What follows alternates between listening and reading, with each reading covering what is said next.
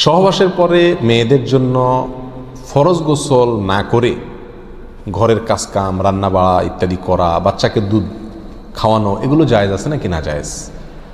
গোসল ফরজ হওয়া অবস্থায় গোসল না করার আগ পর্যন্ত কয়েকটা কাজ করা নিষেধ। 1, নামাজ পড়া নিষেধ। 2, তওয়াফ করা নিষেধ। 3, মসজিদে অবস্থান করা নিষেধ। 4, কোরআন স্পর্শ করা নিষেধ। 5, কোরআন পড়া নিষেধ। এই 5টি কাজ ছাড়া আর কোনো কাজ কিনা নিষেধ না।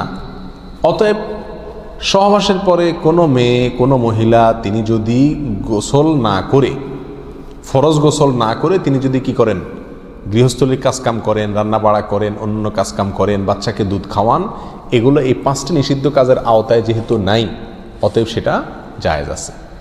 আমাদের দেশে যত কঠোরতা সব মেয়েদের উপরে, ছেলেদের উপরে নাই। ছেলে গোসল ফরজ হয়েছে, 2-4 ঘন্টা শুয়ে রয়েছে বা এমনকি হাঁটাহাঁটি করছে, তাকে তেমন কেউ কিছু বলে না। সমস্ত চাপগুলা মেয়েদের উপরে।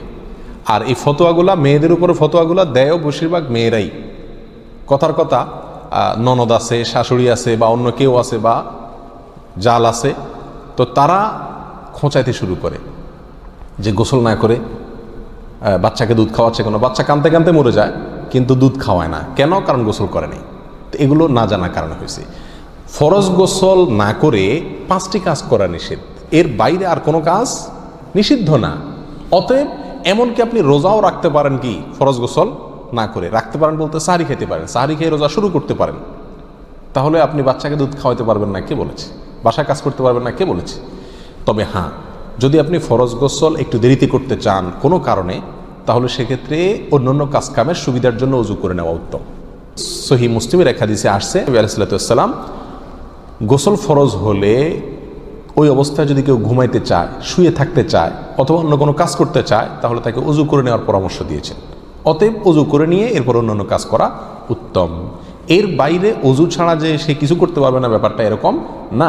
একবার আবু হুরায়রা রাদিয়াল্লাহু তাআলা আনহু, তার সাথে নবী আলাইহিস সালাতু ওয়াস সালামের দেখা হয়েছে কোনো এক রাস্তায়, এই অবস্থায় যে তার গোসল ফরজ হয়েছিল। তো আবু হুরায়রা রাদিয়াল্লাহু তাআলা রাসূলুল্লাহ সাল্লাল্লাহু আলাইহি ওয়াসাল্লামকে দেখে এড়াইয়া চলে গেছেন, একরকম পালায়া চলে যাওয়ার মতো, যায় তাড়াতাড়ি করে গোসল টোসল করে তারপরে আসলেন। নবী আলাইহিস সালাতু ওয়াস সালাম জিজ্ঞাসা করলেন, আবু হুরায়রা তুমি কই গেছিলা, তোমার দেখলাম? বলে, ইয়া রাসূলুল্লাহ, আমার গোসল ফরজ হয়েছিল, তো আমি আপনার সঙ্গে বসবো, সময় দেব, ফরজ গোসল অবস্থায় আমার কাছে জিনিসটা অপছন্দ লাগলো, নাপাক অবস্থায় এভাবে থাক, আপনার সাথে সাক্ষাৎ করব।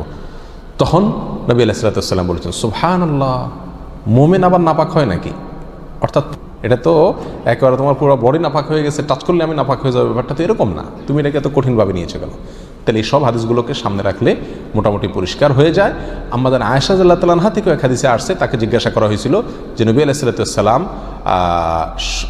গোসল ফরজ হলে তিনি ঘুমাতেন কিনা? তিনি বলেছেন হ্যাঁ ঘুমাতেন। কোনো কোনো বর্ণনা আসছে ওযু করা ছাড়াও ঘুমাতেন। তাহলে বোঝা গেল ওযু করে নিয়ে ঘুমানো, ওযু করে নিয়ে কাজকাম করা উত্তম, কিন্তু আপনি যদি নাও করেন তাতে কি হবে না, কোনো গুনাহ এতে হবে না। আল্লাহু আ'লাম।